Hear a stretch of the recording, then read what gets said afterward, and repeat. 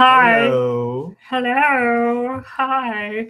It's weird because we're not technically live, but we are live. Oh, there it goes. Okay, cool. Hi, guys. We're a little bit early, giving everybody an opportunity. I can't talk. I can't either. Opportunity to get online and hang out. So say hi once you get here. Say hello. Hi, Beatrice. I like your super awesome screen name. Hi, Mary. Hi, Rebecca. Hi, Deborah. Hello, everyone. Hello, Lauren. So we're going to start at exactly 3 p.m. Eastern, which you guys have about 10 minutes before you need to start asking questions. Otherwise, we might lose your questions. How's everybody doing today? It's Friday the 13th, which is, oh, hold on. The cat is going to try to get in. Okay, it's shut all the way. Not that we don't love our cats, but if our cats get in here, they'll start destroying everything. I apologize ahead of time. I'm pretty sick today, so I'll be making some pretty weird noises throughout the stream. His lollipop is a cough drop, just so you guys know. It's an actual Hall's lollipop. And it's delicious. Well, there are actually our daughters, but it's the only thing we have right now. So, hi, Mary. Can we still submit questions? Yes, Beth, we haven't started yet. You still have about 7 minutes before we'll start answering questions. Yeah, we'll go through some of the Facebook questions that were on there first, and then we'll probably just open the floor for a few questions and then just go from there. Yeah. And whatever we can't answer while we're on the stream, we'll definitely go through later on and try to do what we can. Yeah, so we're going to start with the questions that we received on Facebook. Now, if there's anybody here today that is not a member of the Handmade Alpha Facebook group, that is linked in the description. So be sure to join that because that's where most of the activity is taking place and where we announce these live events and usually where we collect the questions for these live events. But we will be answering them from the chat. We're just covering the actual Facebook questions first. So can we say your name? What? Here. Can you say my name? Beatrice? Mm-hmm. Is it Beatrice? Did I say it wrong? Happy birthday, Kathleen. Oh, is it Kathleen's birthday? Happy birthday. It is a Good Friday the 13th. I would be kind of scared to have my birthday on a Friday the 13th. Where can I find information about shipping? Could you be a little more specific with that question? Like, Maybe. Are you wanting information on how to ship your stuff or Etsy specific? What do you want to know for that one? Usually for like shipping cutoff dates and stuff for the holidays, USPS already has that information available. I've got it posted on my listings on Etsy. I believe that the best shipping cutoff date, I think that it's the December 15th for United States, but I would do it like December 13th, honestly. I give myself a few extra days. And for most international places, they need to have their orders placed by December 5th. So I would say like December 3rd, something like that. Both. That all just kind of depends on, I mean, for the most part, all you're really going to need to do is put your product in the package that you're shipping and weigh the product and then decide what parcel service you're going to use. If you're in the US, it's probably going to be USPS. If you're shipping from Etsy, then all that information is kind of right on your shipping labels if you're printing your labels from Etsy. If not, just stick it in whatever packaging you're going to ship it in, take it to the post office, have them weigh it and ask for what the cheapest rate is going to be. And then from there, you'll kind of know how to price your shipping. So do the sellers pay for shipping? That is completely up to you. You can do free shipping or you can have your customers pay for shipping on Etsy. That's all on Etsy though. Like right when you create a listing, you can choose whether you want to pay their shipping for them and mark it as free shipping, or if you want to have them pay the shipping. So, and you can fill out all of those shipping prices. So saw that we were into figure competing. We used to be. We don't really have the time for that anymore. I told her, or I told one of our members that we competed in, that we were working to compete, and then life got ahead of us. Yeah, I was on Team Fit Body out in California with Jeremy Buendia. So I think he's 3 or 4 time Mr. Olympia now. for physique, not for physique, not for bodybuilding. No, it was pretty cool. It was a pretty cool experience. Rebecca has a great idea for shipping. She said that she has a shipping video by Texas Gal Treasures for shipping on Etsy. So that's something that I'm going to cover in the future, but it's one of those things where you kind of have to show you, not tell you, especially when there's a million different, you know, changes with shipping. It all just depends on what you're shipping, how much it weighs, what you're choosing, if you're going first class, if you know, it all just depends entirely. So that's something that I am going to cover in depth, but that's going to require like an entire video just dedicated to that, because you know, things can change. Let's see, did we miss anything in the comments? We're starting actual, no, we're pretty much on top of it. So we're going to start taking questions at exactly 3. Of course, I will try to email you guys when we're going live. I'm going to be on my phone looking at your guys' questions. That way I'm not like right in his face trying to see the computer. You guys want emails when we go live? Because I went live yesterday. Was it yesterday or the day before that I went live and did the iPicky thing with everybody? I'm not sure. That was just like a sporadic thing. Sometimes I go live randomly, but you know, for like scheduled events like this, I think we're probably going to start doing like little Tech Fridays if you guys want them. If you guys don't end up having questions for us, then we won't force you guys to do these Q&As. So I'm going to go ahead and start reading a couple of the questions. Now, keep in mind, when we say tech, we mean, because we got a lot of questions about photo editing and stuff, we more along the lines mean hardware. So I can help a little bit with things like, you know, photo editing and apps, but he is more about the hardware itself, computer security, internet problems, things going wonky with your actual computer. That is his territory. When it comes to marketing, photo editing, videos, softwares, it's some softwares. I'm not actually super tech savvy with all softwares, but I know the ones that I use that I can recommend personally. I'm never going to recommend anything to you guys that we haven't tried or we know work from, you know, watching reviews. That way we can verify that it works. We're not just going to recommend something that we haven't tested, because we don't want to put you guys in a position and then you get mad at us for recommending it and us not even know what it is. So, hi guys. Hello, Beth. Hello. Hello, Stacy. All right, so I'm going to start with some of the questions that we received online. And a couple of them he answered quickly in the Facebook group. So, and then we'll get to your guys' questions in the chat. So feel free to post them in the chat. Yes, I am recording this one. There will be a replay. Hopefully. I can't always promise a replay, but I'm pretty sure it should be fine. Yeah. We've got the one about storing files, but I don't know if that's really a... Yeah, I can go here. Let me have it. I'll go over that. Okay, go ahead. So Kathy Terry asked, let's see, how do you organize everything? Are you storing on clouds, backup disks, etc.?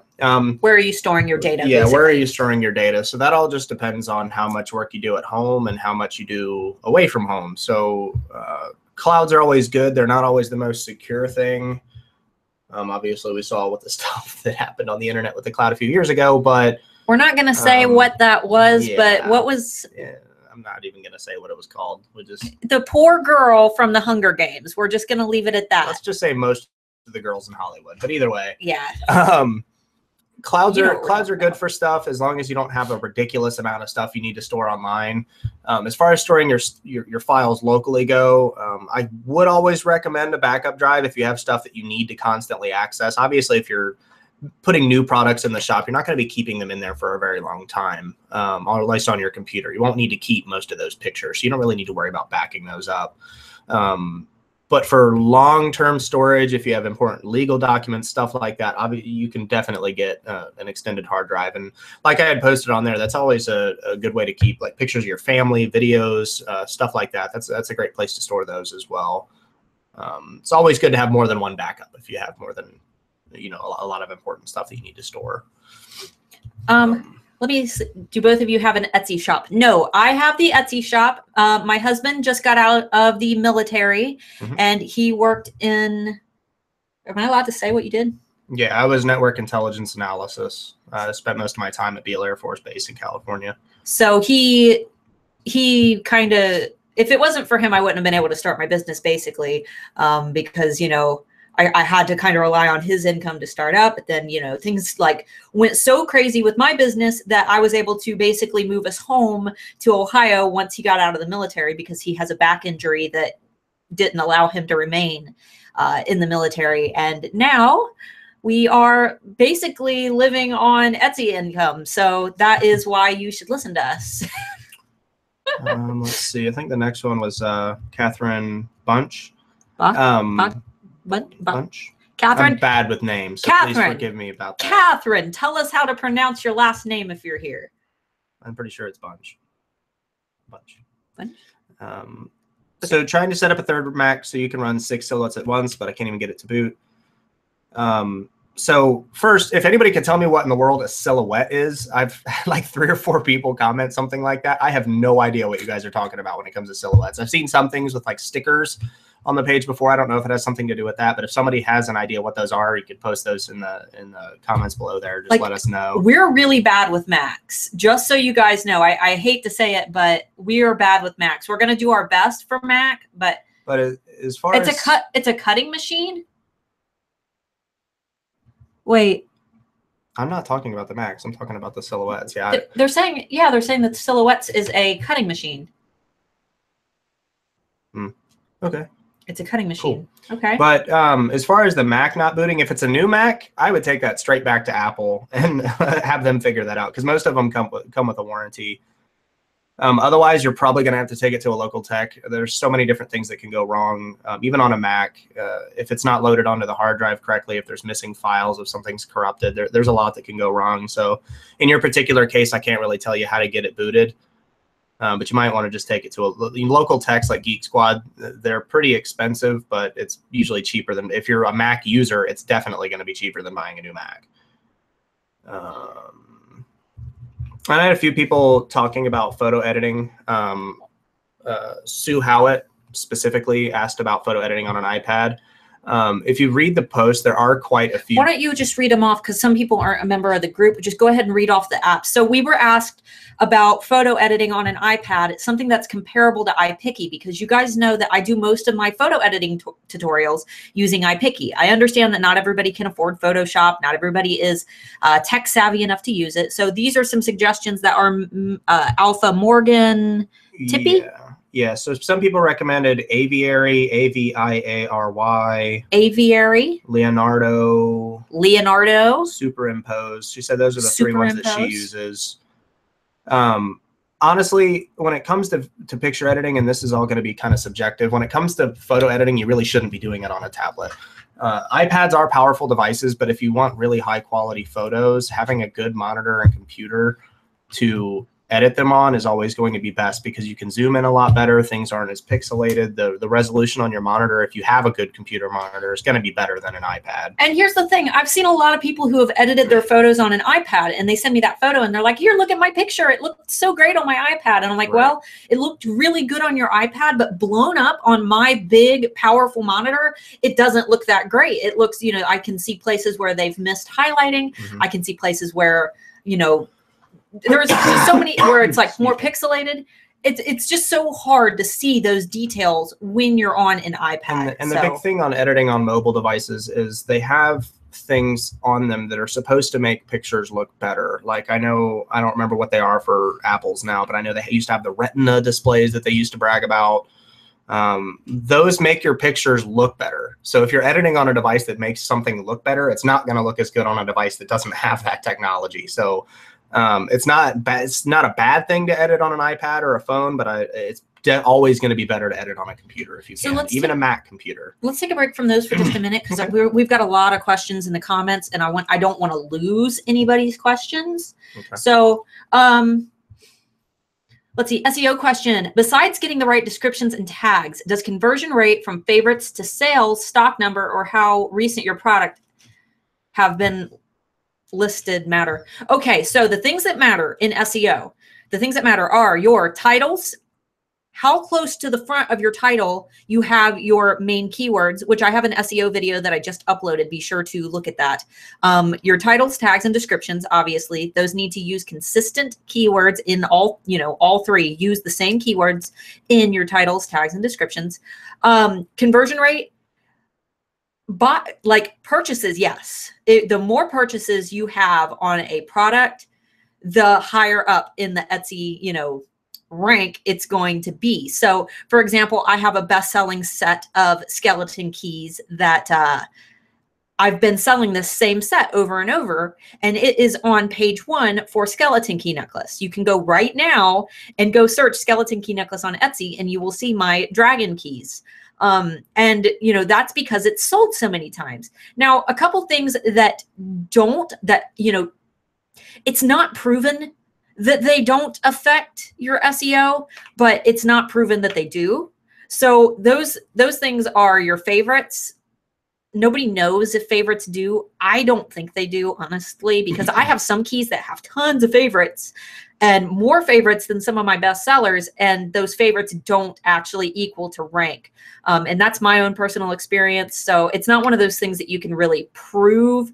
It doesn't hurt to get favorites, but if you're getting favorites and no sales, then what does it matter, Stock number, I do not think that stock number really plays a difference, but you should keep items in stock and you should try to create bestsellers. That's the only disadvantage of making one-of-a-kind products is you cannot create bestsellers that constantly generate sales. And with every sale, they, increase in that Etsy rank. So if you haven't watched my SEO video that I posted earlier this week, definitely be sure to watch that after this live session because that will help you a lot. And how recent your product has been listed. Yes, that does matter. So when you list a new product or you renew a listing of a product that was a bestseller that is sold out, it's automatically going to, bump up. So if you have a product that normally does really well, like it's normally on page 1, but for some reason it's not on page 1 right now, what you can actually do, even though your product might not technically renew for another 2 months, if you renew it, you can actually see where it should be. So like say you renew a listing that normally is on page 1, but right now it's on page 3. The second that you renew that listing, it might bump back up to page 1. It usually does, honestly. So just test it. Some people who are always on page 1 renew their listings every single day. I don't do that because usually my bestsellers are selling every single day. So I don't need to worry about that. Every time it sells, it renews. But yes, the date that it listed or renewed is important. And every time it sells, it has renewed. So let me look through here. I'll repeat this question. Do you both have Etsy shops? No, just me. Hubby helps me ship though, especially around the holidays. Let's see. How do you back up your Etsy listings? Andrea, I don't really think it's one of those things that you could do, and maybe we should just in case something catastrophic happens to Etsy. Or if you have a feeling that for some reason your Etsy shop is going to get banned, it might be good to back up your Etsy listings and descriptions on a hard drive. But as long as you're not like doing anything shady and you don't have a reason for Etsy to ban you, I don't think that it's really necessary. Like they're on Etsy. So, I mean, that's all personal preference and how paranoid you are. Let's see. Can you teach us how to make our own banners and avatars? I kind of covered that in the holiday webinar, which some of you probably don't know what I'm talking about. That was something that we did for a select group a couple weeks ago. If you're new to the channel, you probably missed that. So I might create another video on banners. I did make in my last live session, which was 2 days ago. It's on Facebook. It's on YouTube right now. It just says like live session photo editing. I did make a banner at the end of that, but I can do a more in-depth tutorial later. Let's see. A lot of people talking about what the silhouette is. I don't want to miss. I heard iPicky is no longer free, only paid subscriptions now. Absolutely not. iPicky is still free. I just used it today. So if you're seeing anything that says that you have to pay for it, then you're either not on the right site or you're clicking on an ad. Are you going to have Christmas keys? I am working on those right now. My Christmas collection will be launching to my Key Club on November 2nd. It's a pre-launch event, which means if you do not go to the pre-launch event on November 2nd, you will probably miss out on a majority of the keys because they sell out in seconds. So if you want to join that, my Facebook group for my business is Art by Starla Moore Key Keepers Club. You can also join that if you just want to keep up with my marketing and you just kind of want to like observe how I market. I'm not offended by that at all. If you're not interested in my products and you just want to check out my marketing techniques, feel free. Let's see. Hi, Starla and Mark. I was wondering, when you make a sale, how do you get paid? Also, do they take a percentage, and how do you get paid the postage? I just had my first sale. So if they purchase the product through PayPal, your money will go right into your PayPal account. If they purchase it with a credit card, it will go into your shop payment account. So hopefully your Etsy shop is linked to your bank account. Within 7 days, your money will be deposited into your bank account, or you can schedule it to be deposited on the next available business day, which you can do this by going into your, what section is that under? I believe it's under payments in the left navigation screen. As for shipping, you can do that as long as you have a printer. You can print your label on paper and cut it out and tape it onto your package, which is what I do because it's cheaper. You just print out that label right from Etsy. So, and the postage on that you purchase right from your payment account. It will automatically withdraw. So if you bought a $2 label on Etsy, you can basically, it will be added to your Etsy bill, and your Etsy bill you can manually deduct right from your payment account. Or if you don't have a printer, alternatively, you can just fill out the labels at your local post office. You can do it that. We did that for a while before we got a printer as well. Yeah, we did that for a long time. How can you speed up a Mac laptop? Mine moves super slow. Elena. So it just depends, first of all, how old it is. So, and this is something a lot of people don't really like to hear. So a healthy computer that's kept clean, a good lifespan on that's going to be 3 to 5 years before it starts to get slow. Electronic components degrade over time. So after 3 to 5 years, things are going to start to go slower. The biggest thing I can recommend to you is to keep your search history cleared. Clear any app data, anything like that you don't need. Get your temporary files cleared. We have a video on that called Tech Cleanup on YouTube. And I do, but for Macs, like I said, I don't do a whole lot with Macs. I'm actually not really a big fan of Macs, but he hates Macs. Yeah, that's putting it lightly. But if you take it to an Apple store, and obviously these things aren't going to be free. If you take it to an Apple store, you can have it cleaned up. But if it's older than 3 to 5 years, you probably just want to replace it anyway, because it's just going to get worse and worse. That doesn't ever really get better. Like People hate that. Even my computer, my setup, I cost around $5,000, and I built it like 2.5 years ago, and I'm already wanting to build another one because it's already starting to slow down. That's just kind of... Be gentle with this because it'll all zip down if you... And then, like, we have a laptop right now that we've had for what, like 5 years? Almost 7 years. It's not even like functional. Yeah, it's not even usable at this point. And I mean, for the motherboard that's on it, I put the highest end CPU in it, and I put as much RAM as you could fit into it at the highest speed. And he made it better. Yeah. He made it better, and it's still bad. Yeah. So you got to use terms that some of us people can understand. I'm sorry. Let's see. A couple people are answering questions. Keywords are driving me crazy. Be sure to check out my SEO video. I give a pretty decent tutorial on SEO. But if you're not a member of Renee Christine's email list, you need to go to cupcaketrainings.com and hurry up, get on her email list. You can join it right from the homepage on cupcaketrainings.com because she has the biggest and best SEO webinar coming up like ever. And you guys need to get on that list. And Peacock Config was talking about upgrading your internal hard drive and RAM. So speaking of hard drives, one thing that you can do to speed up a computer, if you don't know how to do it yourself, you can have somebody else do it for you. You can take it to a tech shop and do it. Don't zip down. I won't. Replace your hard drive with a solid state hard drive. And that is going to be like the #1 thing. Like, you'd be surprised at how much of a difference it makes. Like, going from a normal hard drive, you know, if you think about how long it takes a computer to start up, about a minute, minute and a half, and that doesn't seem like long. But when it comes to things you're doing with productivity, like what you do with a business, everything is productivity. So every extra 10 seconds you spend is 10 seconds you could have been spending doing time is else. money. And like with my solid state drive, when I switched from a normal hard drive to a solid state, which you can get them at Walmart, you can get them at any tech shop. I recommend newegg.com. That's the best place to get computer components, in my opinion.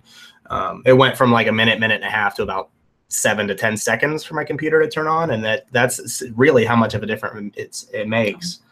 And definitely upgrading the RAM. It's not always the more RAM, the better. Deb, what is the ultimate size for an Etsy thumbnail photo so no white spaces show up when you're creating your listings? Etsy, you know what? The thing about, there isn't really like an ultimate size. What I just recommend is make sure your photo is a rectangle and make sure that there is lots of room around the photo. You know, when it comes to the size of the photo, Etsy resizes the photo for you. So it's not really so much size as where you need to be standing when you're shooting that photo. If you're like right up on the product, it's going to cut around the edges. You need to be standing back a little ways. So, I mean, it's that easy.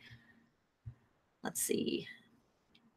Renew as in paying the 20 cents or change the description and publish it again. Renew as in paying that 20 cents again. Mm-hmm. When you renew your listings, you pay that 20 cents and it is worth it to be on page 1. Trust me, that's how you create bestsellers. Holy moly, so many questions. Hold on a minute. A couple of months ago, I posted, let's see, this is Denise. A couple of months ago, I posted a new collection. I posted several Etsy listings with rearranged pics and slightly different titles. My sales dropped at that same time. Coincidence? That might have been you messing with your SEO. I'll tell you one thing, on my best-selling products, I don't touch the SEO. And there are things in them that like I could probably improve. I could probably get better keywords in there, but because they're bestsellers, I am not going to touch them. I'm not touching that SEO. They're on page 1. I'm not going to jinx it. So if, you know, I would just recommend it. Well, rearranging pictures won't do anything. Rearranging pictures shouldn't do anything unless you're putting just a bad photo for your thumbnail and it's not actually attracting people to click it. That would be the only thing, but I wouldn't mess with your SEO or anything if it's doing well. Don't mess with well-performing SEO. You could jinx it. I had my shop on vacation mode and now I have 0 traffic. What should I do? Sandra, I recommend market. Put some stuff on sale if you can. Host a giveaway to funnel traffic to your shop. Try to create some witty ads that are going to attract attention to your shop. You know, there's a lot of people say that vacation mode kills your shop. I've never experienced that personally. I think I've only put my shop on vacation mode once and nothing happened. But, you know, it's one of those things where you just gotta, you're not going to be able to just magically make it all come back tomorrow. You just need to focus on directing your own traffic and pointing people in the right direction. You know, like, hey, my shop's over here. And you're doing that with your marketing. So I would definitely increase some marketing, make some cool ad photos, and get more photos of your product out there. That way, once your traffic starts increasing, you know, and you're directing your traffic there and you're getting more views and hopefully some more sales, you should also begin ranking higher. And then you can also renew your listings. That's another great idea. If you've gone on vacation mode, just renew your listings. If you are confident about your SEO, that should help too. Hubby keeps you humming online. Wind beneath your keys. Let's see.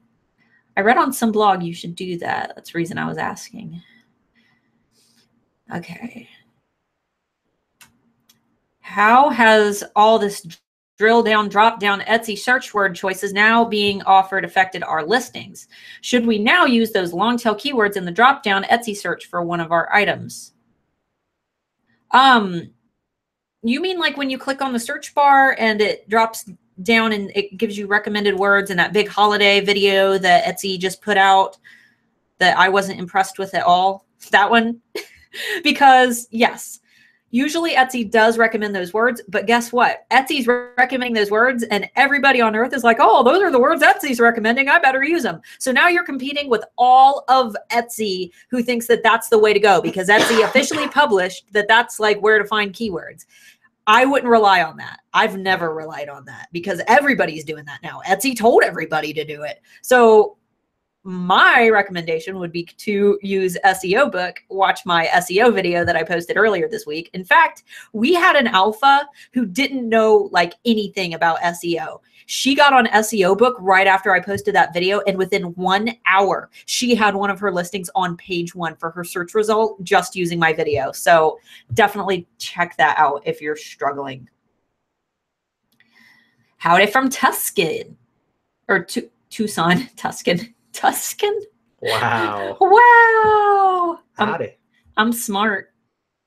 Ohio is the most northern state. Mm-hmm. We are very southern in Ohio. Thank you so much for the SEO video, Starla. I tested your video tips out on one of my products, and it's on page 1 today. Awesome. She wouldn't lie to you. Yeah, I'm not just giving y'all goofy. Oh, yeah, you should use this. I'm going to put them all on page 500. Oh, let's see. A lot of these are just people helping each other, so I want to make sure that I'm not missing everybody. Okay. Hello. Hi, Starla and Marc. Loved your first webinar. Humming through your checklist. Thanks. My link to the SSAR email swipe files didn't work. Can I find those somewhere? Yes, if your SSAR swipe files did not work, because everybody uses a different format. I have them in multiple formats. Just drop me an email. You can reply to any of the emails sent by the Handmade Alphas, and I would be more than happy to send you a copy. For those who don't know what I'm talking about, that was a piece, an essential piece of the puzzle to our live webinar. So if you didn't attend our live webinar, it's not something that you'll need, nor will you know how to use it. Would you recommend our Facebook page, Etsy Shop and Business email? Wait, would you recommend our Facebook page, Etsy Shop and Business email? You mean I would recommend buying your own business email. Like my email is starla@handmadealphaacademy.com, and my Etsy shop email is starla@artbystarlamore.net. So you can buy those from Google for like $10, and it makes you look a lot more professional. I think that's what you're asking. If that wasn't what you were asking, feel free to rephrase that. Unless you were just asking for a shout out. Yeah, feel free to just rephrase that if I didn't answer that. Instagram tech question. I'll do my best, Beth.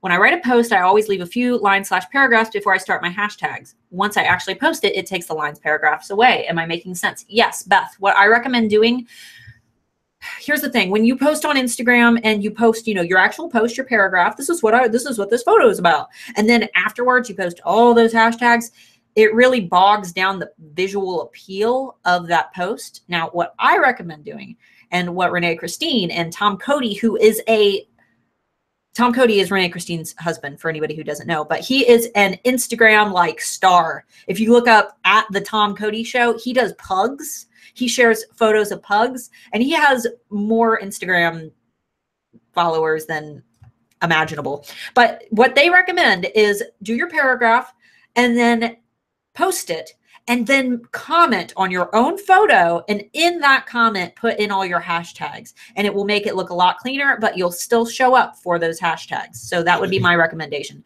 And then you have that space. That way I know exactly what you're talking about. It deletes spaces. What are the top 3 sale types to run?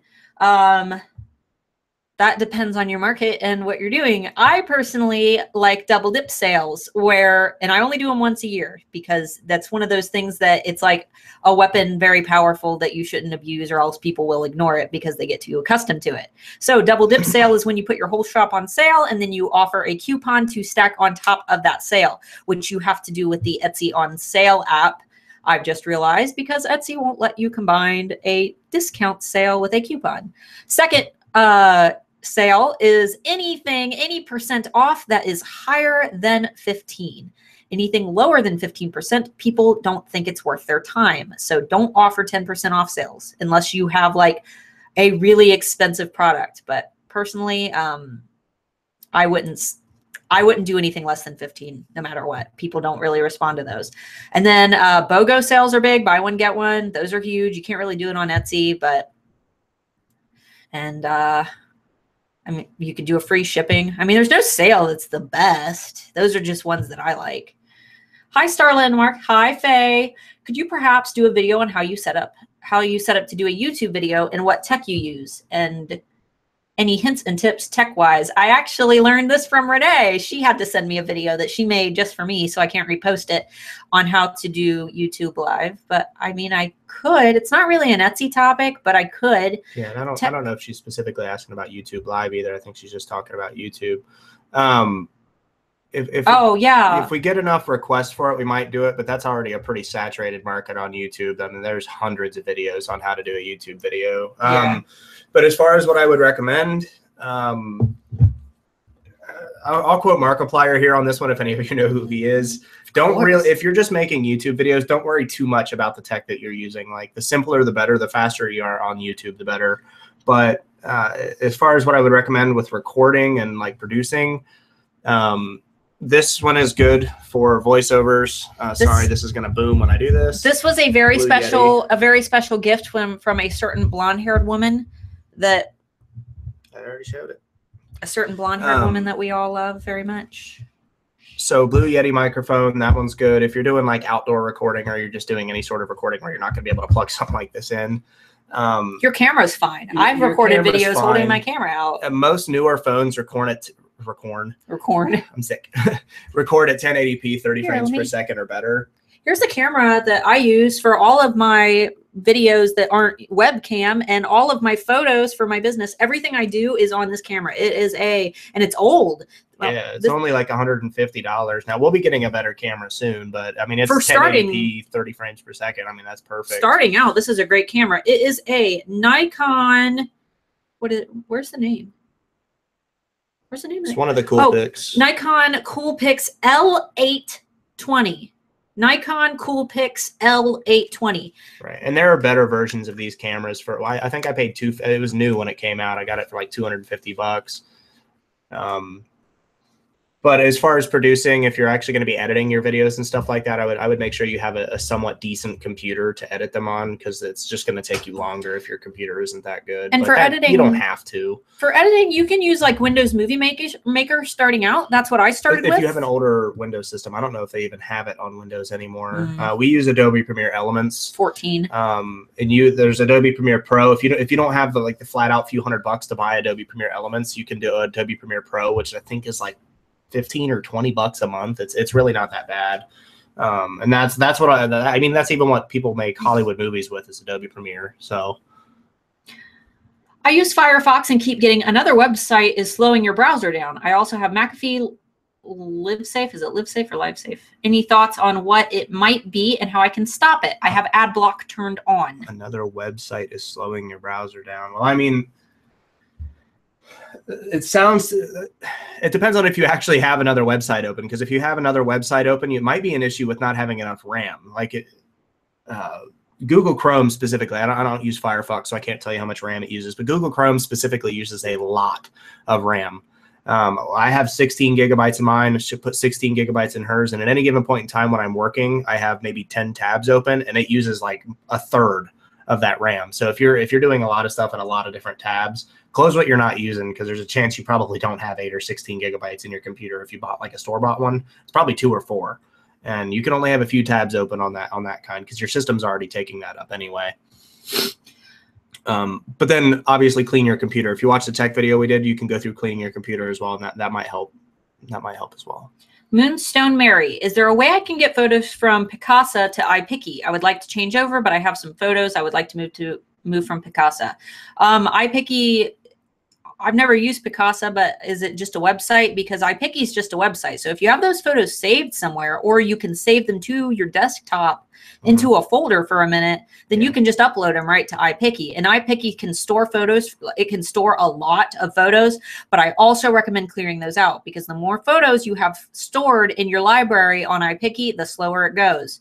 I don't use Picasa either, but if that one saves like a specific file format, just export them like you normally would before you upload them online. Export them as a JPEG, and then you can move them over to iPicky, and you shouldn't have any problems doing that.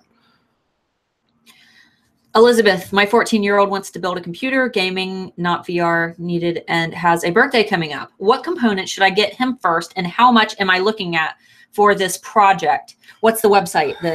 This is a big question. So, PC Part Picker is a good website. PCPartPicker.com. Where you can kind of put things together before you actually get it. One website that I would, let's see. It depends on how much you know about what you need. Yeah. You got to know what you need. It depends on how picky it is and what your budget is. Because, I mean, you could build a gaming computer for $600, or you could go hard like I did and spend $5,000.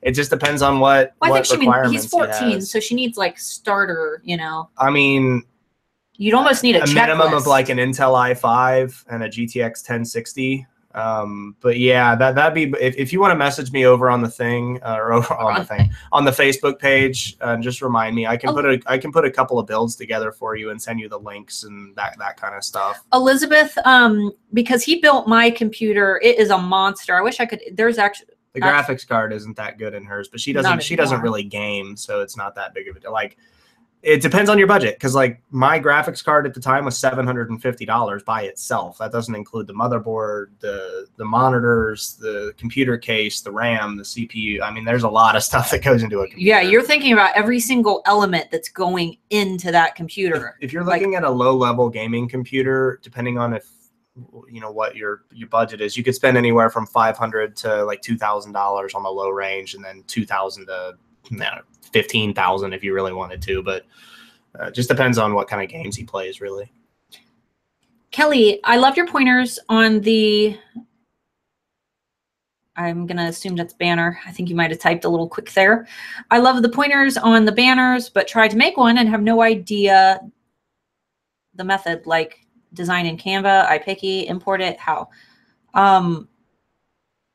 You just get the dimensions for the banner and you create it in iPicky or Canva. You can actually use Canva if you don't want to play with the dimensions and put, you know, Canva is very great for doing your banners, because you can actually get your Etsy, you know, banner dimensions right there. And then all you have to do is add stuff to it. So I'm not quite sure what you mean.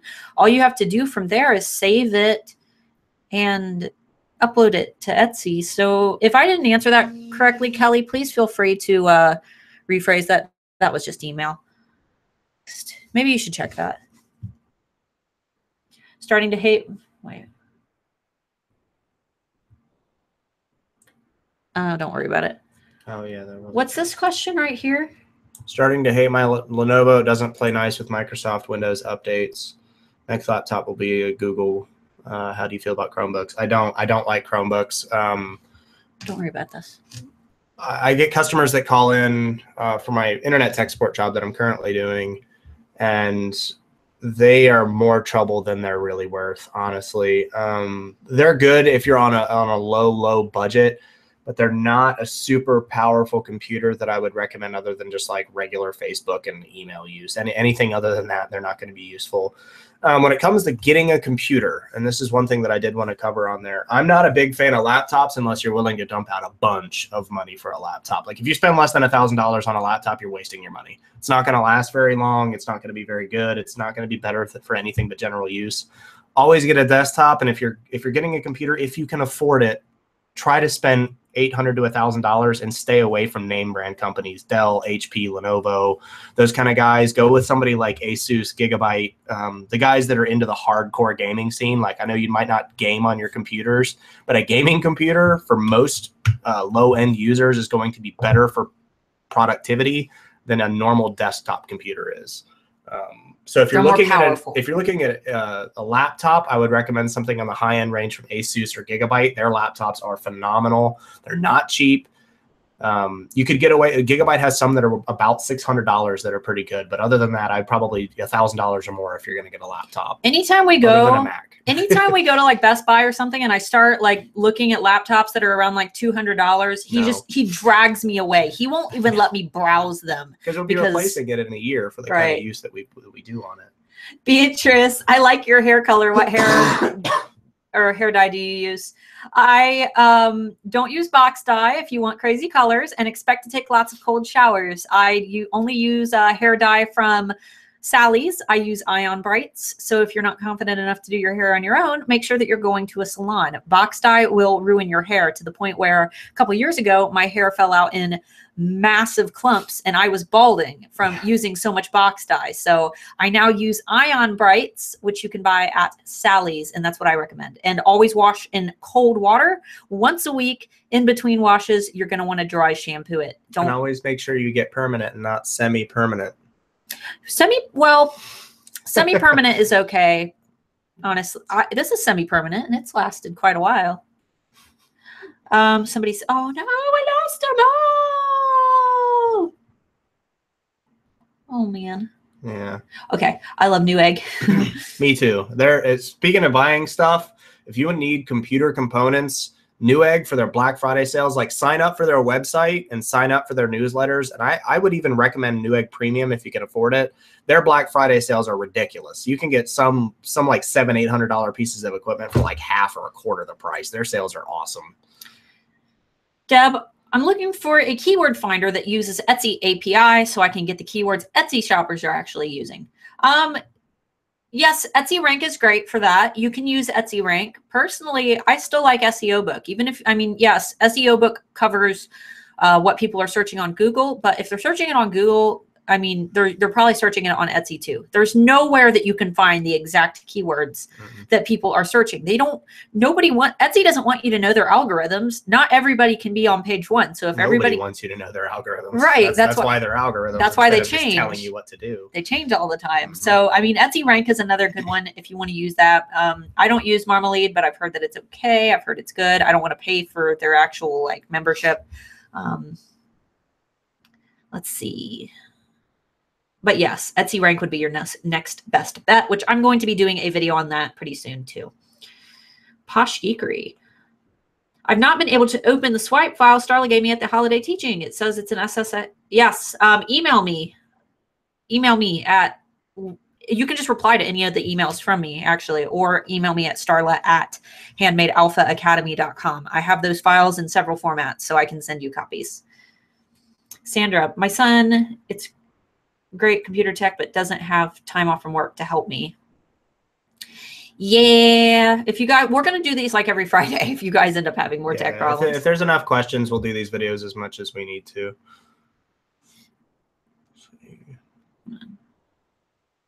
Good resource for running awesome promoted listing campaigns. What do you mean by running awesome promoted listing campaigns? Like for promoted listings, you mean just within your Etsy shop? Because you just turn those on. Like you just kind of turn them on. And if your listings are good, if your photos are good, if your thumbnails are good, then you should be doing good, you know? So if you've got them on, I use promoted listings and I use Google Shopping, which you can now pay for in Etsy. So, that all just kind of, you just turn them on. Sonora, anybody else want coffee while I'm at it? Yes, I would love a cup of coffee while you're at it. Let's see. How do you know which page your listings are showing on?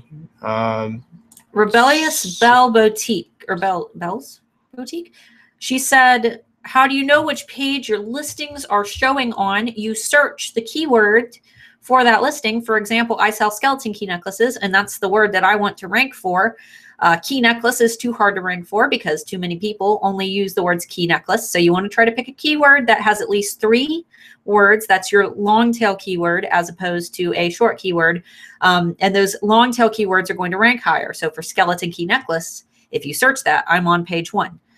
So you just pick a keyword that performs well. You have to do your research. I recommend SEO Book. Some people don't, but if you want a video on SEO Book, I uploaded one this week. You pick a keyword that performs well and you put that in your tags, titles, and descriptions. And if you do a good job and you pick a good keyword, you'll be on page 1 for that keyword. Is it Jonah?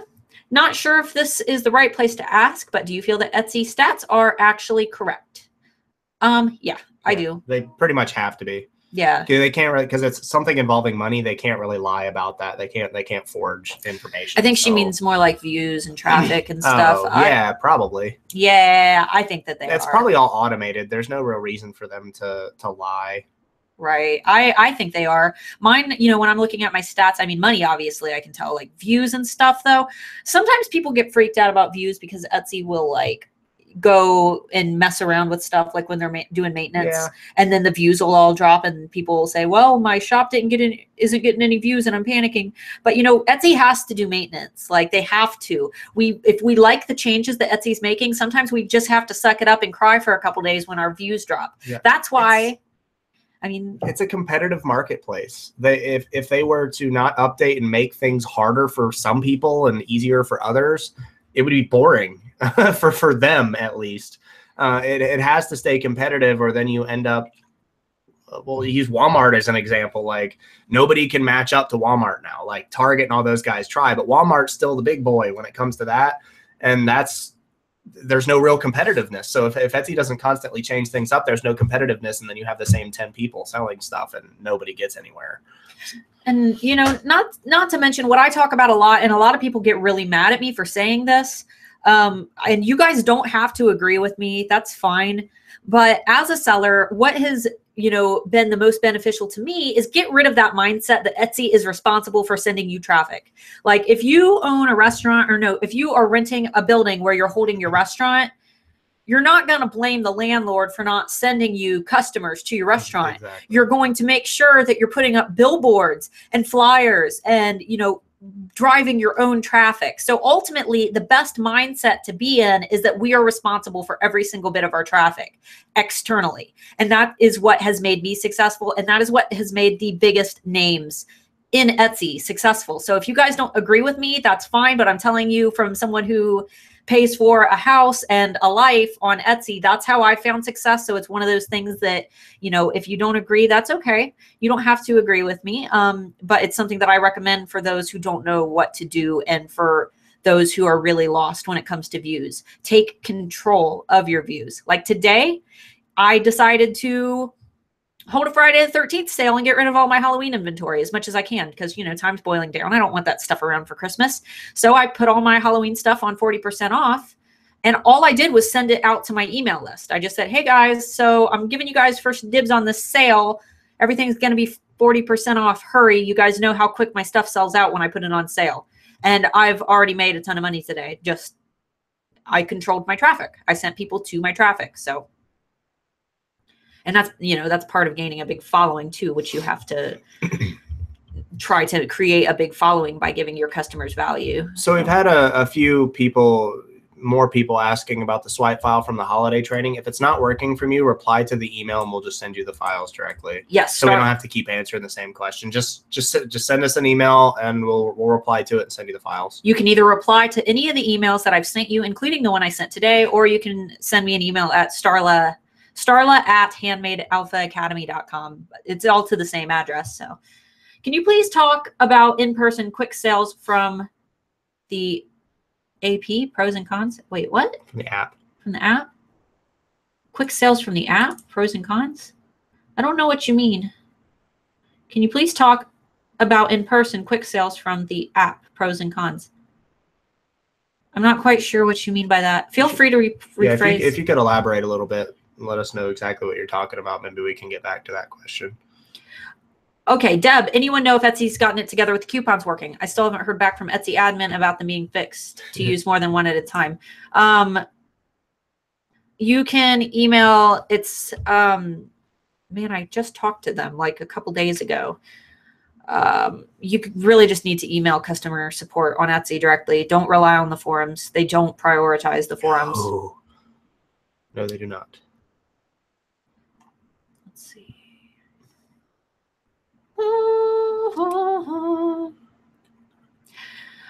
Faye, I love your editing videos, but sometimes you're so quick, Starla, that I can't see where your cursor is. Can you darken it, Mark, so we can see it better? That's kind of hard. Yeah, I mean, realistically, well, on live, there's no way. Yeah, there's nothing that we can do about it. If you're having trouble seeing where the cursor's at, you could go into your computer settings and turn the contrast down, and that'll get rid of some of the whites.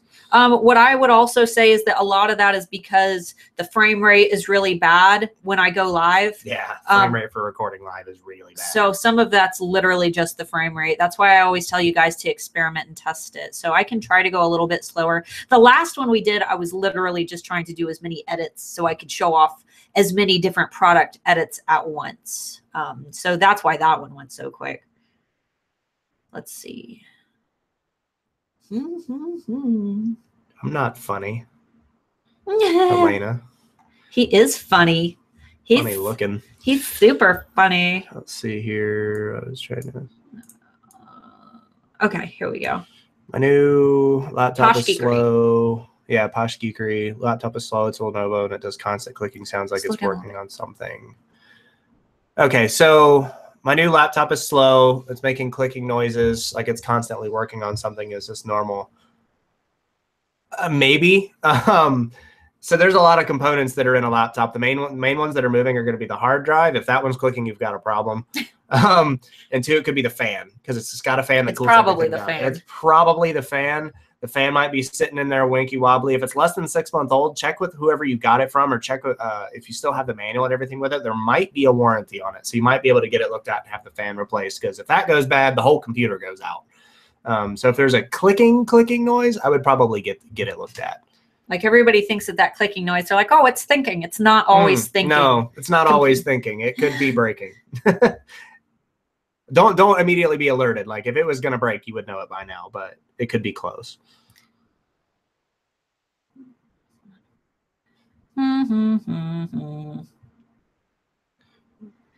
Okay. Andrea, do you promote your Etsy shop elsewhere except social media, like having backlinks to other sites? If yes, can you tell us which? Two. Okay, so we'll start with one. Yes, I do, but not so much. A lot of people talk about, backlink blogs. Get as many bloggers as you can to post your stuff. Get all these positive backlinks. Yeah, meh. You can. It doesn't hurt, but meh, I don't. I have my own website, artbystarlamore.net, because I accidentally registered artbystarlamore.com and didn't buy it, and now I can't have it. So they made me buy artbystarlamore.net. Which sucks. So don't mess up your registration when you're buying your domain, or else you might get stuck with a crappy one. Anyway, but you can backlink your Etsy shop to your website if you're talking about your Etsy shop. If you're talking about your own website, you can backlink that. I mean, there's a million places you can backlink, and it's going to increase your search results in a Google search result if you're trying to aim for that. But Google and Etsy are two entirely different animals. So it's just going to, Google loves. Good luck figuring their algorithms out. Well, Etsy doesn't mind. Actually, Etsy likes when you repeat content. Google hates it. So you can't rank for both. Google will block you if you repeat content. Yeah, they'll like ignore you. So decide what animal you're trying to appeal to, whether it be Etsy or Google. And if it's Etsy, my recommendation for linking would be social media, of course, because that's where the people at. You got to advertise where the people at. And, if you want to have a website that links to your Etsy shop, that's fine. That's what I do. I don't have products on my website. And if you want to do bloggers, you can. Now, one website that I do use that not a lot of people use, and this is, everybody's going to like, a couple people are going to know what it is, but a couple people are going to get on it and be really scared. DeviantArt.com is where I get my DeviantArt.com is Don't get on it around your kids.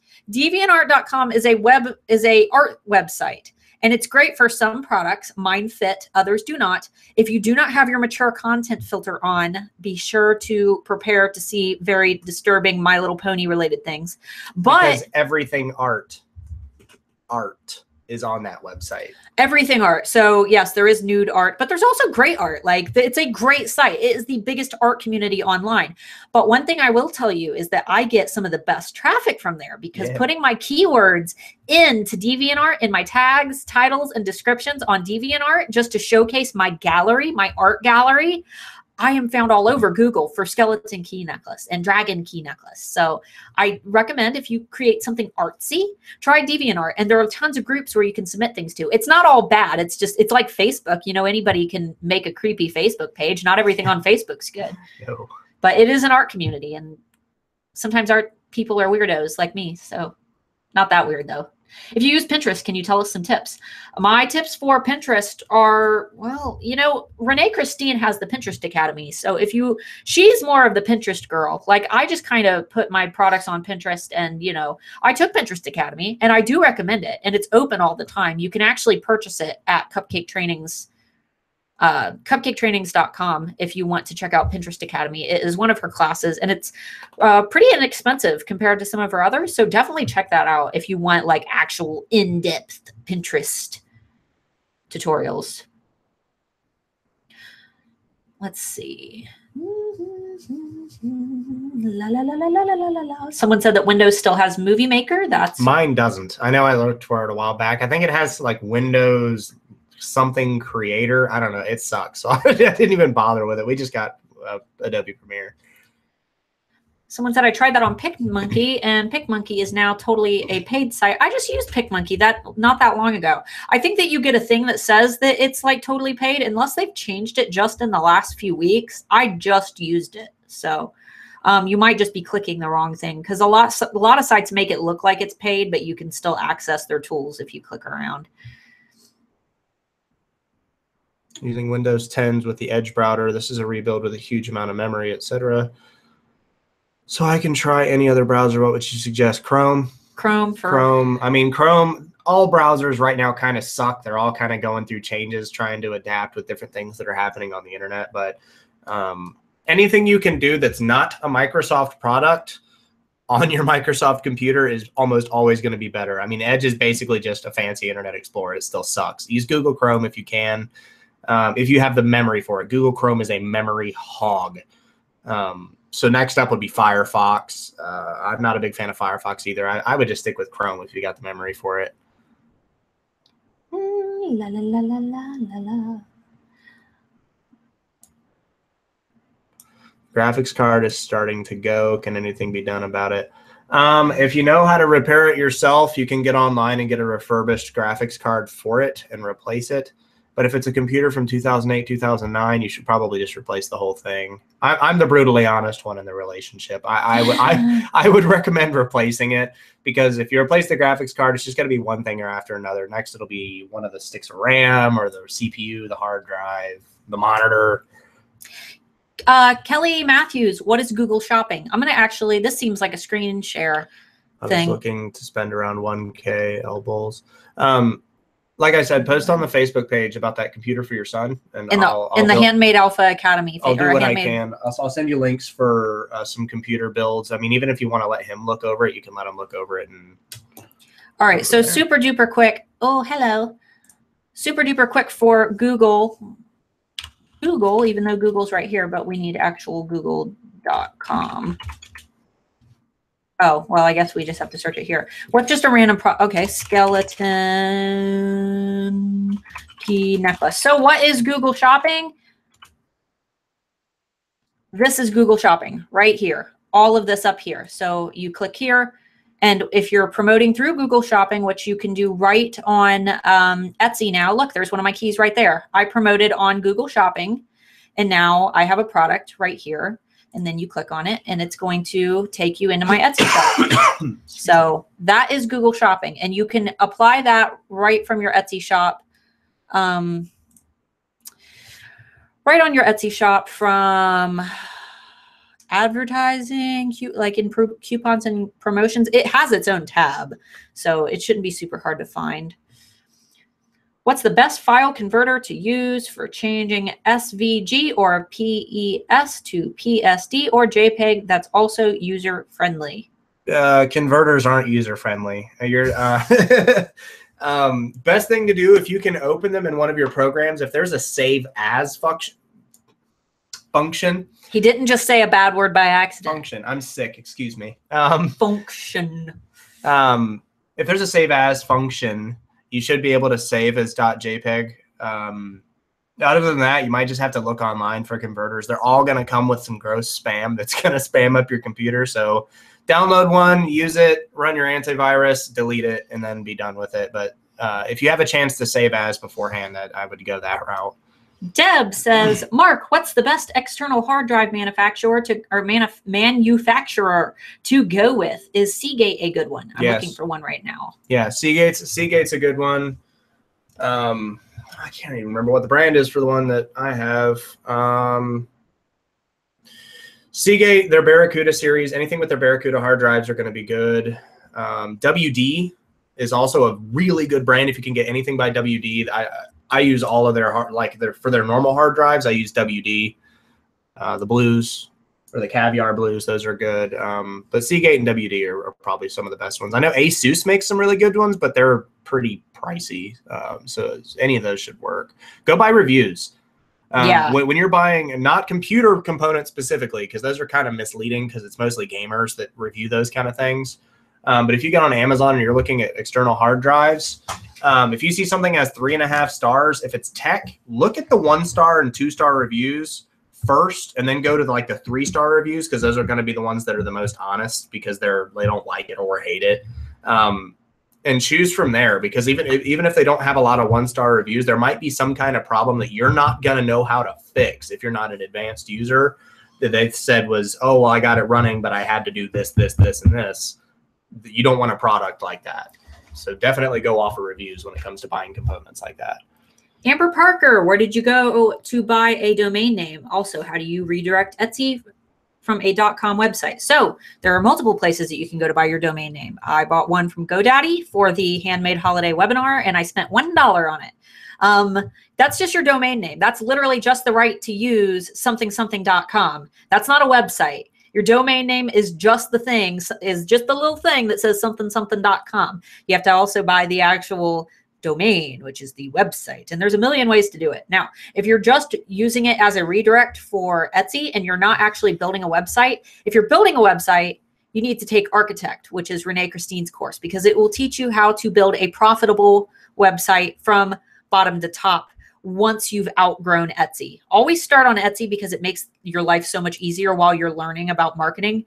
But then once you outgrow Etsy and you make a bunch of sales to the point where you're bigger than Etsy, you can move off of Etsy. And then her course is Architect. By the time you need Architect, you can afford Architect. As to where to buy a domain name, I recommend GoDaddy, or you can do Weebly.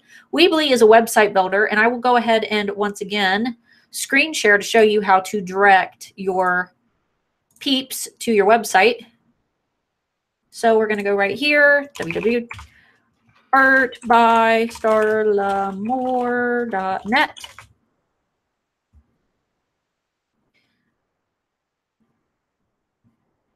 So this is my website. It's moving a little bit slow because we have a lot going on. But for my website, there are no products on it, just some information. And I guess you can't really see it all without it enlarged. How to join my email list, which will take them right to a MailChimp sign-in opt-in. Facts about me. Contact me. This is connected to my email account. I did this all through Weebly. I think I paid I pay $60 a year for it. But on all of the links, like shop here, or this is just a photo that's linked to my shop. You click it and it takes you directly to my Etsy shop. So that's how you do that. You just link buttons into your shop. Hope that helped.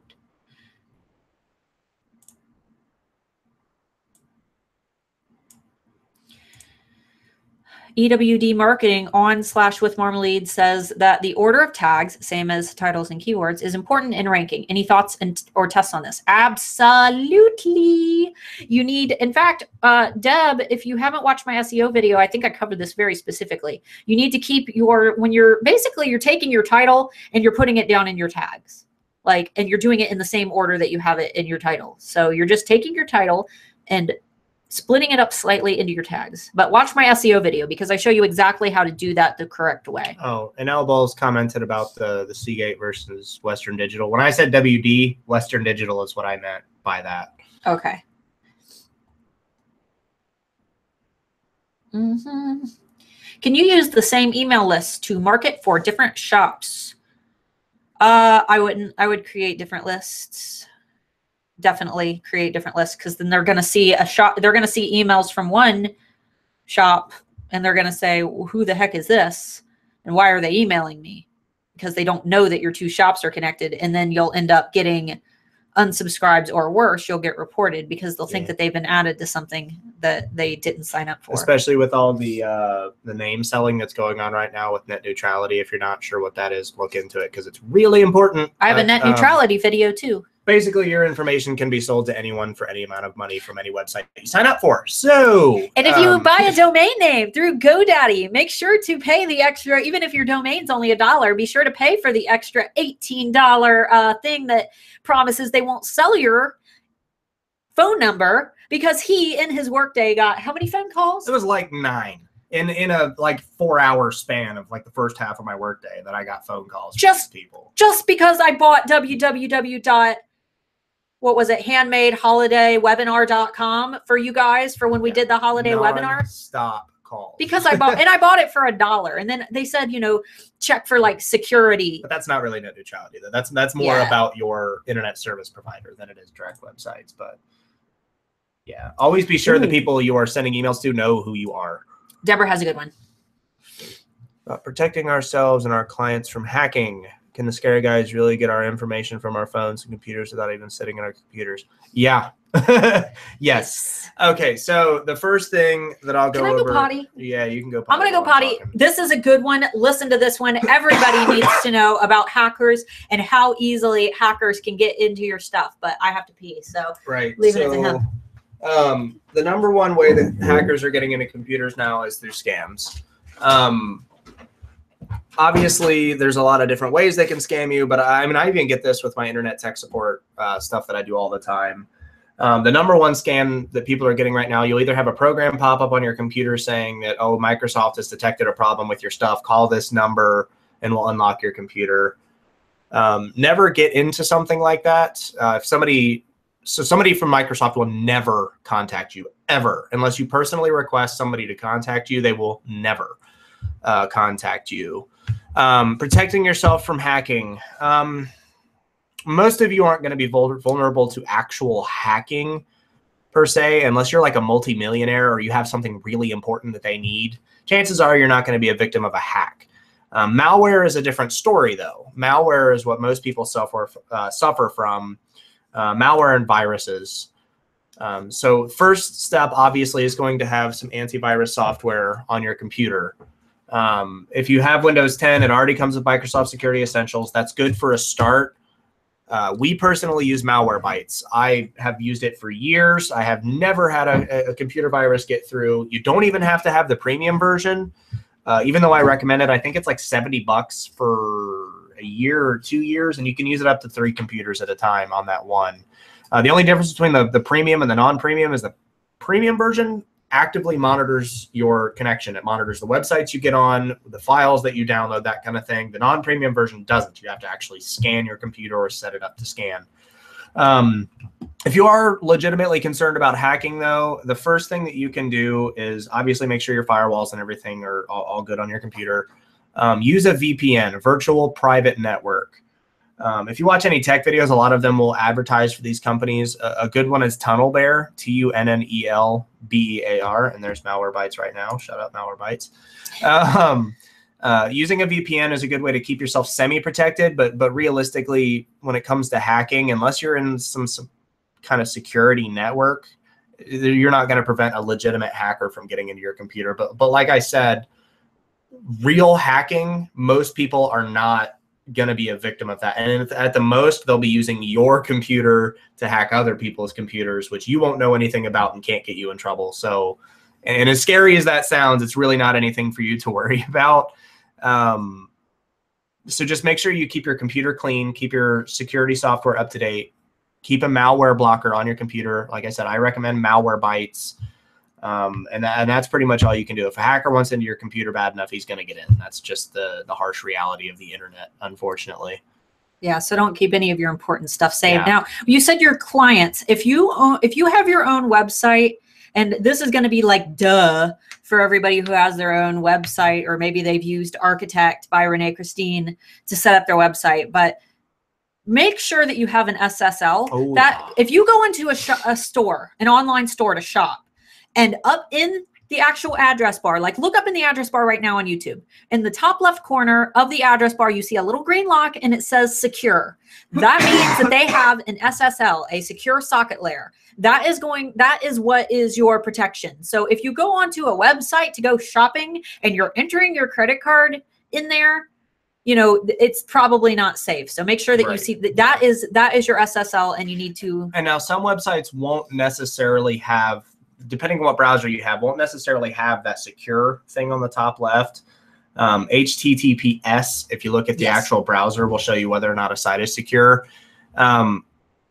If you have your own site and you are selling and you don't have that SSL, and you do get hacked and your customers are victimized because of that, it's on you. Yeah, it is entirely on you because you didn't have security on your website. So make sure that that SSL is on there, because if somebody breaks that, it's not on you. It's not on you at all. It's on the company that does your security. They're going to be the ones that are screwed, not you.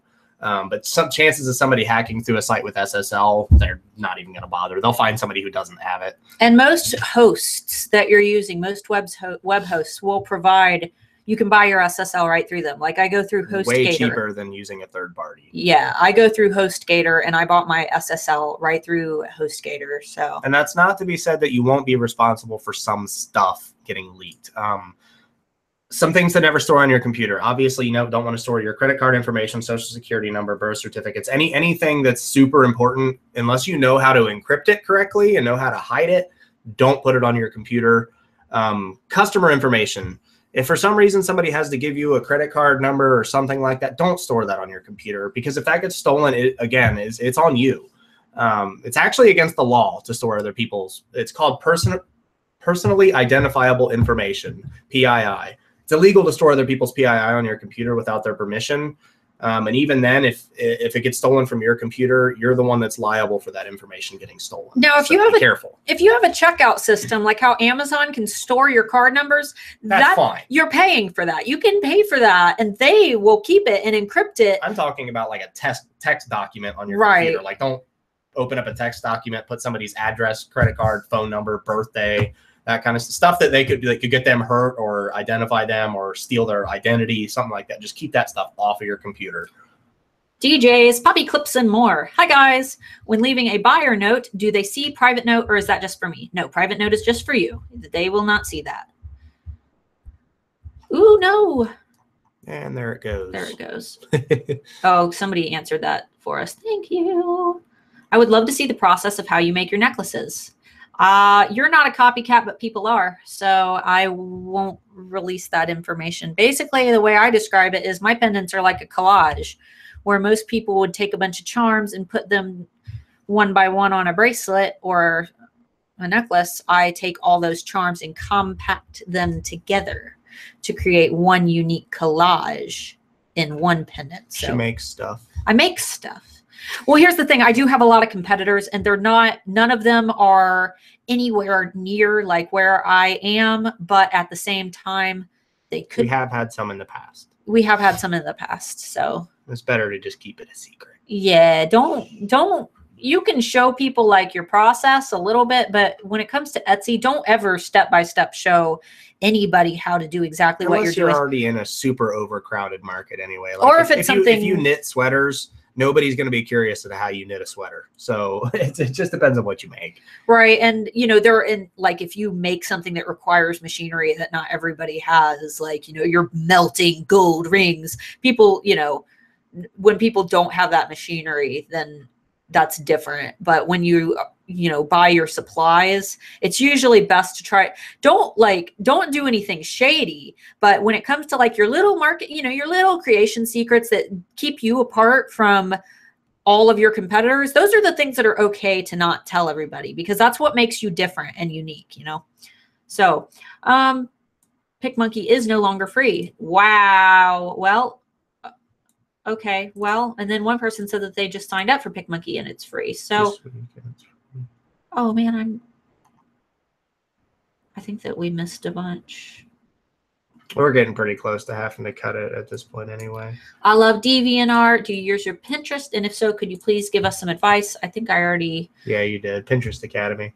Yeah, take Pinterest Academy that Renee Christine has, because I'm not really a Pinterest guru. I don't use it that true much. About the perverted My Little Pony art. Oh, it's not just My Little Pony art on DeviantArt. Starla, is your art gallery on your website? No, it is on DeviantArt. Just search... I don't even know what I think just Art by Starla Moore on DeviantArt. Yeah, I think so. You should just be able to type in deviantart.com/art by Starla Moore. Oh, okay. The Etsy app has a quick sale option for in-person sales. So that's like when you're using your card reader. Is that what you mean? Because all that you do for that is you just swipe their card and it reduces, it deducts from your inventory on Etsy, and then it goes into your Etsy taxes. If you, it's all within Etsy, just like if you were to make it, a sale. So I've never used it, honestly. I always used PayPal for sales. Oh, we already read that. Oh, that's where we left off. I would love to see the process of how you make your necklaces. That's right. I already read that too. Oh, Faye, it's good to be able to ask you these questions, Starla and Marc. Oh, thank you for watching them. Let's see. How much should you spend in Etsy marketing? You should adapt your spending to your progress. So starting out, I only spent $5 promoting my Etsy shop. Now I spend around $200 a month promoting my Etsy shop because I can afford it. So start small, start little, and put more money into it as you make money. Yeah, and a lot of marketing books will tell you to go off like a specific percentage. That don't follow that, because that's going to follow like if you're already in the 6-figure, 7-figure money range. Don't go off of what you can afford to spend on marketing. If you make $1,000 a month, it's probably not smart to spend 500 of that on your marketing. A good rule of thumb when it comes to general marketing is 10%, I think, is what most people recommend, or more. So try to stick to 10% or more if you can. But if it's not feasible for you financially, do what you can. Just do what you can starting off. Yeah, it's like Coca-Cola. When it comes to, brand recognition, Coca-Cola doesn't need to even, if Coca-Cola was to stop putting their ads everywhere on bus stations, it's not about losing money. It's about them being recognized and people seeing that and, seeing that brand so much that they recognize it, so sometimes ads aren't even necessarily about making sales. Sometimes ads are about being recognized. Catherine, can you explain a little bit about how Etsy on sale works? I was looking at it last night, and the credits and how many you need was a little confusing. So when you first do a sale on Etsy on sale, it used to be you could run your first sale for free. Then you have to pay a couple dollars to run your sale where your whole shop goes on sale, but people can still stack coupons. So that's what you're gonna want to do if you are doing a double dip sale. I believe I paid like $3 or $5. I can't, I only use it on Black Friday each year, and I've only used it 3 times. So how about, Catherine, I make a video for Black Friday when I do that? Does that sound good? Because that might work. There will be a replay, Sandra. Let's see.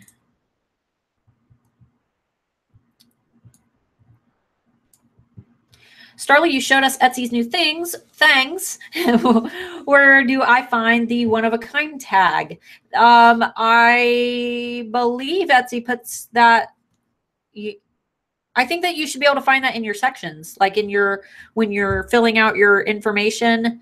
It should be on the listing, like at the top of the listing. You know what? I haven't listed any one-of-a-kind products lately. There should be somewhere that you can mark that it's one of a kind when you're listing it. I believe that that's how those new badges work. Oh no, we're good. Okay. Do you think Shopify is a good choice for our own website? I'm not tech savvy person and would waste a lot of time learning to make one from scratch. Andrea, I've heard success from Shopify. the thing with Shopify is it's like it is your website, but it's not your website. And when you build a website with WordPress, it is your website. I recommend WordPress, and I recommend taking Architect by Renee Christine. But if you absolutely can't afford to learn how to create a website, Shopify can work. You're just going to have to really focus on your traffic sources, because people aren't just you can't just put your store in the middle of the forest with no road to it and expect people to find it. And that's basically what a website is without SEO and a traffic source. That road to your store is your traffic source. So you're going to have to build external marketing and external traffic sources like email lists, social media, etc. So is it a bad choice? No. I've seen lots of shops succeed on Shopify, but I'm not an expert about Shopify, so I won't be able to help you in terms of, the actual details of Shopify. What about hacking on your phones? I hear about people getting hacked on Instagram. So that's another one of those things. There's not really anything you can do about it. Biggest thing I can recommend for any website or service that you sign up for hacking, change your passwords frequently. A lot of people will sign up, and I'm a hypocrite for this because I never change my passwords for anything. But my passwords are crazy. So good luck figuring out what they are anyway. Don't use birthdays, don't use names, don't use things that are going to be obvious for your passwords. Like if you were to just write down your password and make it like 2 capital M star exclamation point lowercase b, like just make it random characters, something you can remember, obviously. But not just for like your Instagrams. Like you probably signed up for your Instagram using Facebook or Gmail, whatever you use to sign up for it. Update all your passwords. Like if you have to, set a reminder on a calendar. Every 3 months, change your passwords. Don't reuse the same passwords until you've used different passwords like 6 different times. Keep 6, 7, 8 different passwords. Use a different password for everything.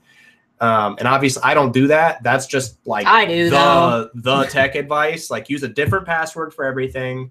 Don't use any identifiable email or information. That would be easy. Like if my email was like Marc, I wouldn't use like M@RC or just use password. For the love of God, please don't use the word password for your password. That is still today the #1 used password on every website in the world. Don't do that. Don't use your name either. What antivirus did you say? They answered that below, and Malwarebytes is correct. Malwarebytes. Malwarebytes. How to recover files after being infected with Cerber. I'd have to look into that particular virus. If the files were encrypted, you're not going to get them back. If they were deleted, again, unless you have a backup, you're not getting them back. That's just, the internet kind of sucks. That's the bad part about computers. Andrea, do you know if Shopify has SSL? They should, right? Yes, I do believe that Shopify will include an SSL, but don't quote me on that. I'm not a Shopify expert. I'm pretty sure they do as well. Thank you, Mark. I will take the Band-Aids off my computer cameras and stop thinking like Snowden. I don't want to hear about Snowden because when that stuff went down, things went crazy at my work for a little while. He was in the military, so it's like the amount of briefings I had to hear because of that douche. Excuse my language. Let's see. I've never even heard of SSL, so I'm so glad you covered this. Yes. Secure socket layer. Yes, you have to have an SSL. It's a type of encryption. That's as simple as we can make it. Let's see. More photo. With Etsy app, product comes out of inventory. Message retracted. I want that message back. Put it back, Sandy. PicMonkey will let you edit a picture, but won't let you save unless you join. Screenshot it. No, don't do that. Excuse me. I signed up for Google Shopping ads. Yay! I did too. I like it. I actually really do like their Ultimate Architect is the way to go. Yes, it is. Be sure to sign up at cupcaketrainings.com because Renee Christine is going to be offering it for $1,000 off. Like $1,000 off. Go now. Hurry. She's releasing it on the 19th, and I have that on my calendar so I can tell you guys because I already have it and it's great. I didn't use it to build my website like for Art by Starla Moore. I just threw that together with Weebly because I really like my position on Etsy, but I'm using it to build another website. So I love it. Definitely sign up for that if you want to, go off of Etsy. Start on Etsy. If you have made so many sales on Etsy that you feel you want your own website and you want to go designer, do that. I'll look. Didn't find it though. I'll keep looking for one of a kind. Thank you. I'll try. Maybe Sandy, I can look at that for you later on, because I don't really upload one of a kind products. Do you know when the gift drop option on Etsy begins? They just said sometime this month. They haven't announced it yet. A lot of hackers use email from what I've heard. If they get into your email, they can get anything attached to this email. And if you change your password, they can see that in your emails too. So generally, that's kind of how they get into your stuff. They'll do recover password on your account. Once they've gotten into your email, they can change your email, or they can choose to leave it the same. Most websites don't let you do that anymore. The biggest thing is, if somebody does get into your email, don't just go and change your password immediately. Like, that's obviously the first thing most people are going to recommend. If you have depending on what it's set up for, if you have a way to see what your emails are linked to, there's a very good chance that if you change your email password, that they've already linked it to something else, and they'll see what you changed the password to. So make sure that it's not linked to something else already, and then change the password for that email address and everything that email address is linked to immediately once you've found that out. Because if you change, say, your Gmail password, and say you had a Yahoo email that was linked to that, all they're going to have to do is go to Yahoo, request an email change for Gmail, and get right back into your Gmail. So change your password for everything as soon as one thing gets compromised. JSS. I've got a Samsung Galaxy 32 gigabyte S2, the 64 gigabyte SD card. I've got everything saved to the SD and move as much to it as I can, but still getting low drive space warning. How do I clean it out? You just clean it. I mean, you've got to go like into your inner files and not just delete pictures. And there's a lot of things that save information too. Like if you can go into, it's different on every phone. There's an app section you can go into where you can clear the cache, you can clear saved data, delete whatever games you're not using. Pictures are a big one. This lady maxes her freaking phone out like every day. So I do. Go in, delete videos, and if you need to back them up, send them to a cloud, send them to your email address. Oh, that was another question that I had gotten on the phone, moving pictures from an iPad to a Linux. Email them to yourself. That's going to be the easiest way to get them from your iPad to your Linux. But either way. Look what Adam is the one that you sent your computer set up to, what he said. Mark is right. Experian got hacked because their administrator password was admin. That's stupid. That is flat out stupid. I'm not going to say websites and stuff like that because you need a VPN to access my work stuff as well. But that's kind of how ours are too.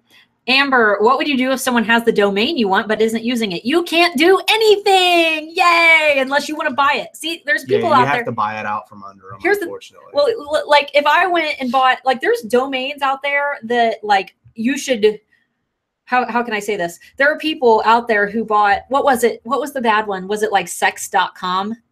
Someone bought sex.com really early. No, it wasn't that one. It was porn. Porn or pornography.com. And they bought it for like hundreds of millions of dollars. Yeah. So just because one dude was like, you know what, I'm just going to buy this domain. It wasn't even in use. There wasn't a website for it. It was just the domain. And he made like $100-some-odd million. Yeah. Just because he sold it, the rights to it. So, and you know what, when I signed up for artbystarlamore.com, I don't even know what I did because it was so long ago, but I goofed something up in signing up for it. And I basically stole it from myself. Didn't complete the purchase, but somehow it's still like reserved for me, and now I can't get it. starlamore.net, and I'm stuck with that forever because artbystarlamore.com still isn't available. Let's see. Don't open any zip files or attachments from people you don't know. Yeah, so it's like opening an email itself from somebody you don't know isn't particularly dangerous. But opening attachments in the emails is typically where they get you, because the second you click on that attachment, that could be what contains the malware, that could have the worm, whatever it is that they're using to get into your computer. And once they're into your computer, a lot of the times, unless you take it into a professional, you're pretty much screwed at that point. Malware is pretty advanced nowadays. Malwarebytes is good at keeping it off your computer, but some worms are still like, what was the one that just came out? Make Me Cry, I think or Wanna Cry, something like that. Like, once that's on your computer, you're done. You just get a new computer. Rebecca said, my one-of-a-kind badge was added automatically by Etsy for listing only one in inventory. So maybe just try listing the product. And if there's only one in the inventory, then that's kind of problematic if it's not really one of a kind. Like if you only have one for now, but you need to sell it to see if you're going to gauge interest, to see if, you know, you're going to make more. So I don't really like that.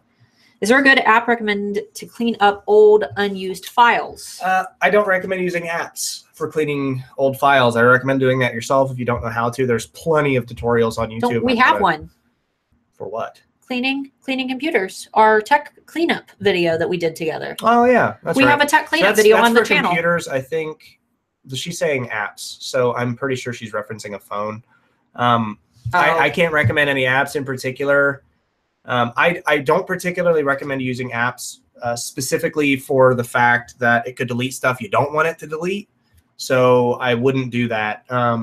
If there's like a defragmenter, if you know what that is, that's kind of an old school term. But if there's like a defragmenter, you could use something like that. That'll clean it up a little bit, but just delete what you don't need. Delete apps that you don't need, or get additional storage space if that's the option. An option.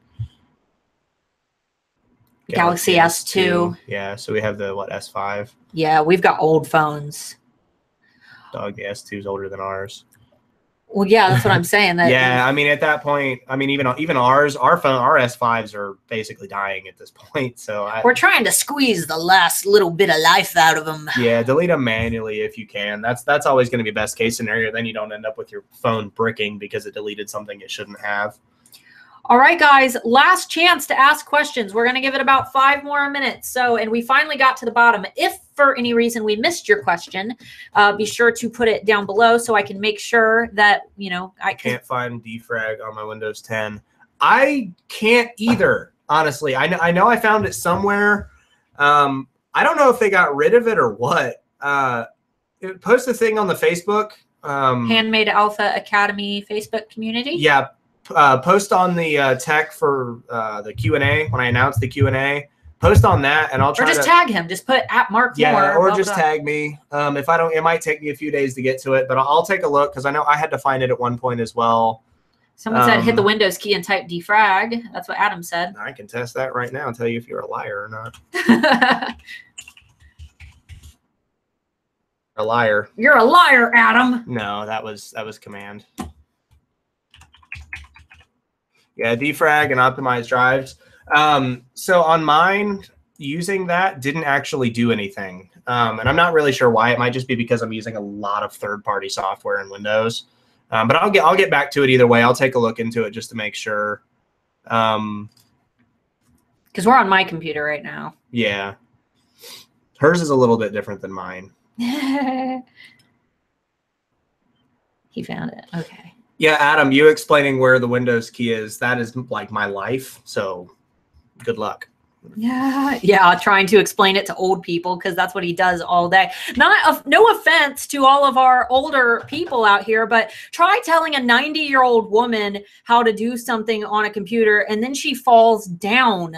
Like yeah, that actually happened. He had a customer. A woman said that she needed to put the phone down to go over and reboot her modem, and didn't come back for like 5 minutes, and then she like crawled over to the phone apparently and picked it up. Was like, sorry, I fell. Just give me a minute up.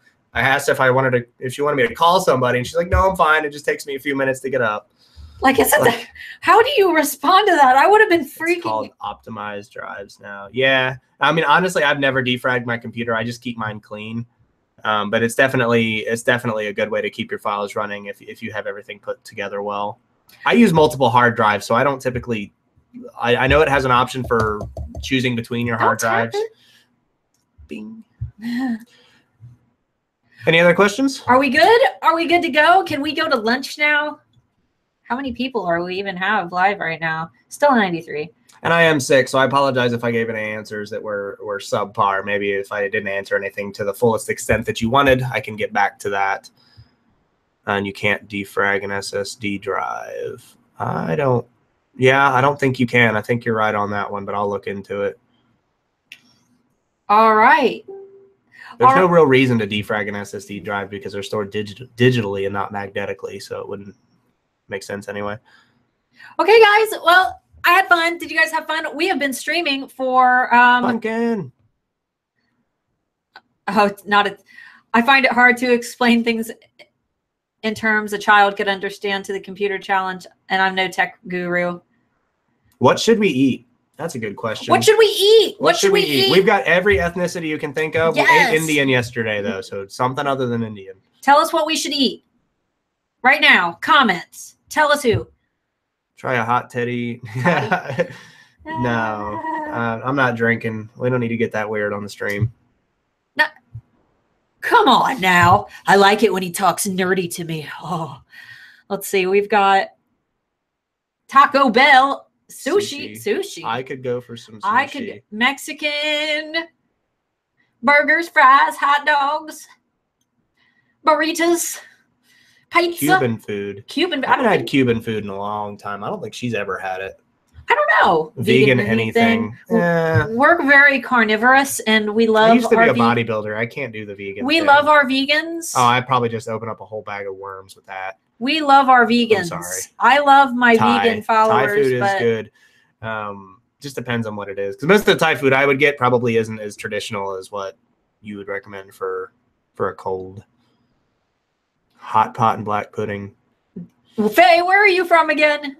Where are you from? I'm going to judge by the fact that there was Shire in that word and say that that's a British food. England, Manchester, England. That's why. I was right. English food. Sorry, not British. Faye, if I went anywhere in America and requested hot pot and black pudding, people would be like, what? Did you just say a racist term at me? Yeah, they would have no bangers and mash. Yeah. Yeah, okay. I'm down for that. Chicken soup. All right, so now we're literally just talking at people about what we want to eat. So we'll probably go ahead and top it off. All right, guys. Thank you so much for hanging out. We had a lot of fun, and we're going to try to do these on Fridays. So next Friday, hopefully, unless anything changes, right? Friday sound good? Yeah, Friday sounds good as long as nothing crazy happens. If you have any more tech questions or any you want me to elaborate on something that we answered here, go over to the Handmade Alphas Facebook group. Linked in description. Linked in the description, and post on that page. Tag me, tag her. Tag me if it's a tech question, because she's not going to know. Yeah. Tag me if it's a tech question. Not websites and apps. I'm websites and apps. She's websites and apps. And remember, don't use Apple. Yeah, that should be like our end message. All right, guys. Joking. Don't use Apple. Bye. See ya. Bye, guys. Bye.